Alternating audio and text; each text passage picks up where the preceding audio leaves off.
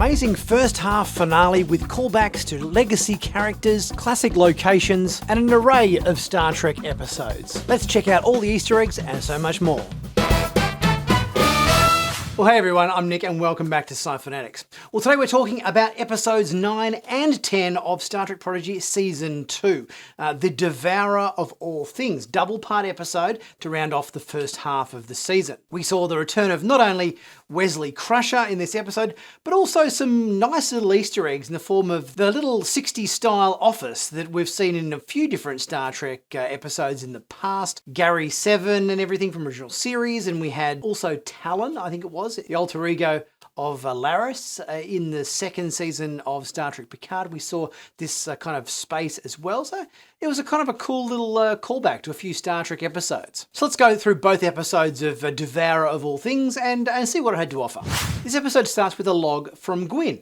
The last few episodes have all started with Captain's log from different crew members. Last week we had Zero. Week before that we had Dal. It seems like they're getting on a little bit of a theme here, which is a nice callback to past Star Trek episodes. They're on their way to find Chakotay and the Protostar and return it to Tars Lamora so that the timeline can be fixed and Gwyn can be saved, where we find this very secretive planet that's sort of out of phase with the rest of the galaxy, and they have to extract this planet or from this subspace pocket that it's kind of in, where they find this enormous sort of almost ancient Egyptian style ziggurat kind of temple that sort of is a bit of a callback to, I kind of felt like there was some sort of maybe some Stargate parallels in this episode with the whole Egyptian theme in the temple, and we've got time rings going vertically when Wesley Crusher comes into it later on. I thought that's kind of a little bit Stargate. We see massive statues there of the Traveller that we obviously met back in the first season of Star Trek Next Generation. This Traveller obviously is put on quite a pedestal. Some really big statues there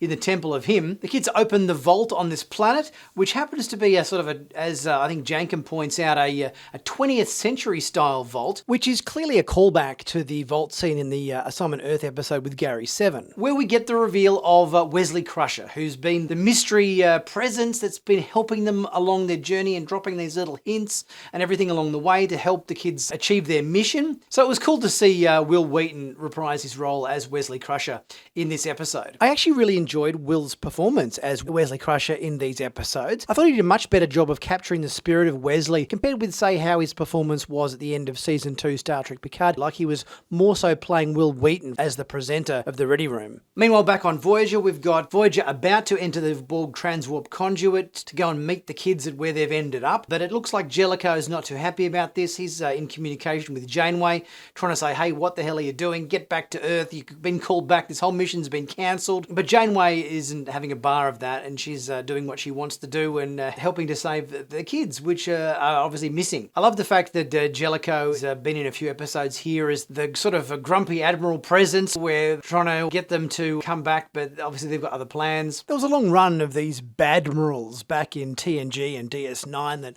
always used to give Sisko and Picard such a hard time. The badmiral is a staple of Star Trek. Always a presence of conflict amongst the show. Back on the planet with the temple there, it seems like Wesley Crusher's kind of maybe gone a little bit nutty in his isolation, being a intergalactic time traveler through space and time. He's a little more quirky and a little bit more out there than perhaps he was back in Next Generation era. I love the reference that he makes to the typical Wesley Crusher sweaters. He's in fact wearing one of the orange sweaters that he would often wear on the Enterprise. He's got the bit of the jacket thing going on over the top, but I noticed the sweater was exactly the same as one of those very loud sweaters that he used to wear back in the 80s when the show was made. We get a lot of cool kind of very rapid fire exposition here from Wes, and talking about different aspects of time travel and different planes of existence and everything. And he makes reference to the Mirror Universe as well as the Narada incursion, what we refer to generally as the Kelvin universe, the Narada being Nero's ship that broke through to create that Kelvin timeline. Fluidic space, which we saw in Voyager, as well as the mycelial network that obviously they used to traverse a lot of distance in Discovery. But that is meant to be kept a secret. And he's been travelling around in all parts of time and space and everything to fix various paradoxes and all that kind of thing. He even mentioned the temporal wars at one stage, so it seems like he's been jumping around different timelines and being a bit of a guardian angel to fix up events and elements and everything that have been put out of whack with that. So I wonder whether his comment about that, does this mean that, we might see Wesley Crusher as a cameo, maybe in Section 31, because we know there's a lot of time travel wrapped up in that show, and he's mentioning involvement with temporal wars and things.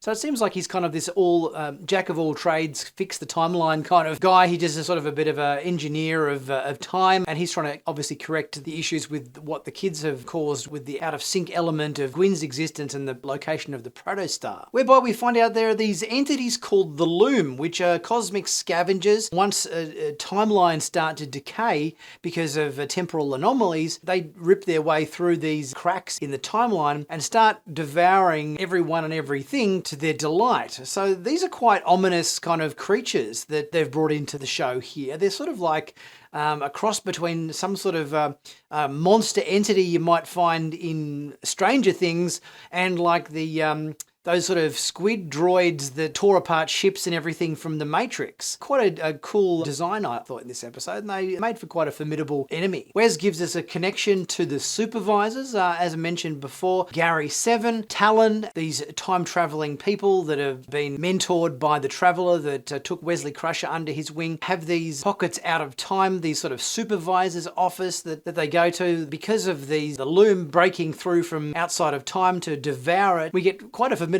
attack by the Loom in this episode, chasing down hallways of the ziggurat and everything. Quite an exciting sequence. There's quite a few really exciting sequences in these episodes where they have to run away from these very dangerous entities. And we end up in one of these supervisors' offices like Gary 7 and Talon and everything, which is this sort of very 1960s style office space. It's a really nice callback to the previous times we've seen these environments in Star Trek before. Voyager finds its way to the planet and is able to reveal the planet out of its subspace pocket the same way the kids did, where we know all of the Loom are breaking through into this reality to tear it apart and devour it. We get Voyager prepping for the away mission to go down to the planet and see if they can save the kids, whilst the other kids are locked in this supervisor's office in this pocket of time that's isolated within the ziggurat. The Doctor gives them these temporal armbands that he mocks up, but I'm not quite sure why the Doctor is doing this. Surely the Voyager has a chief engineer or a science officer that would normally be suited to these kind of duties, but it seems like the only crew on the Voyager A is the Doctor, the Counselor, and the First Officer. So I would have liked to see a bit more expansion of the Voyager A crew. Majel wants to join the away team to help rescue them because she feels a connection to Zero, Tysus, and Majel, and a security officer. I saw the security officer accompanying Majel and Tysus on this away mission in the ziggurat, and I thought, this security officer should be wearing a gold uniform, not a red uniform. But I guess, let's face it, we know why he's wearing a red uniform, because this guy is going to get killed pretty soon.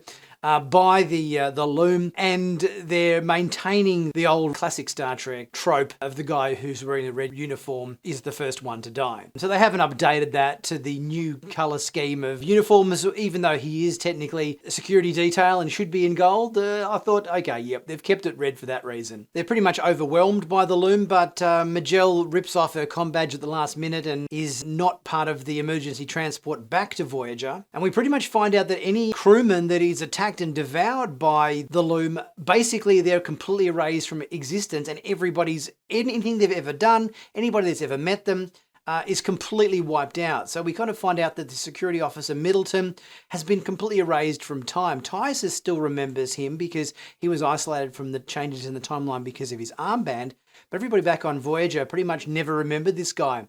So it's quite scary, the ability that these creatures have to just completely wipe out people from existence, wipe out everybody's memory of them entirely. Majel finds the vault that the kids are held up in, and there's a bit of a telepathic link there between Majel and Zero. I like the addition of Majel calls up Zero on the phone in the office, and they've got the old-fashioned kind of 1960s telephone on the desk there, pushes the button to allow Majel into the safe office space that they're all held up in. And we also see Wes using the same control interface that Gary Seven used in that original TOS episode, which was kind of cool to see. And Wes also uses the Vault portal that we see Gary Seven using as well. The Loom, in the meantime, are devouring the Infinity, so that starship gets completely devoured by them. And just as the Loom are about to completely devour all of the kids, we get Janeway coming to the rescue in the Voyager. And I also love the homage to Aliens in this. I think when the kids are all about to get eaten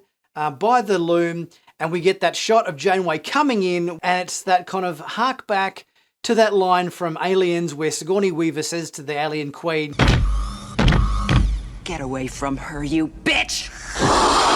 Whereas Janeway says, "Stay away from my crew," which is a little bit more palatable for this show, but I think the sentiment was the same. All of the Loom start to attack the Voyager, and this is massive carnage we've got going on here. We've got the Loom wiping out crew members left, right, and center.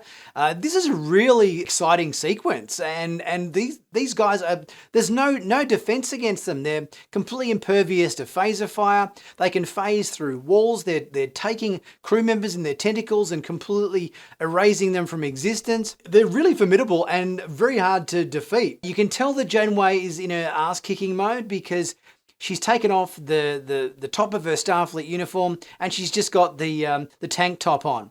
There have been a couple of episodes in Voyager when, like Year of Hell and so forth, where Janeway was covered in dirt and her hair was messy and she was in her kind of ass-kicking mode, but she just had the tank top kind of thing on. So I love the fact that when Janeway wants to kick ass, the top comes off and she rocks the tank top. That was great. Janeway buys them just enough time to escape the planet's surface, but she crashes the shuttle. The kids all have to walk through the portal from Wesley's machine. The portal or whatever, it didn't quite work, and there was a missing variable there, which turned out to be Majel. We're kind of saying at this point in the series, Majel is now part of our team. Janeway gets back to Voyager, and Wes fends off the last of the Loom with a big temporal explosion or something that he's able to create. So it seems like the Voyager is safe for now, and the kids end up on a planet somewhere with a marooned protostar and Chakotay. I love these last two episodes of the part one of the season. I thought they were awesome. We got some really nice callbacks to legacy characters such as Wesley Crusher and Gary Seven and Talon and the 60s Office and so forth, and everything that we'd seen in past Star Trek. We got the introduction of a really formidable foe in Star Trek in the form of the Loom, these time entities that devour everything. I think they were a really nice antagonist, and we got Janeway kicking ass in these episodes. I think they were great. I tell you what, these last couple have been all guns blazing again, and I'm really loving this season. It's a really big step up from season one, and I know there's a lot of people out there that aren't watching Prodigy. They're going, nah, not watching it. It's an animation. I don't want to watch animation. It's for kids. But come on, this is a great Star Trek series. I'm loving it, and everybody who hasn't seen it should definitely check it out. Guys, let me know your thoughts in the comment section about these last couple of episodes of the first part of season 2 of Prodigy, which is entitled The Devourer of All Things, parts 1 and 2, episodes 9 and 10. Leave your thoughts in the comment section and let me know what you thought of these couple of episodes. Guys, if you haven't subscribed to Sci-Fanatics yet, please be sure to do so. Click on that big subscribe button to stay current and up to date with all the latest Star Trek news on YouTube. And be sure to check out all my cool Star Trek merch in my merch store. Plenty of nice t-shirts, hoodies, mugs, caps, stickers, and tons of stuff in there, both Star Trek and sci-fi related, and it really helps support the channel. I'll be back very soon with my next couple of reviews. I'll catch you guys then.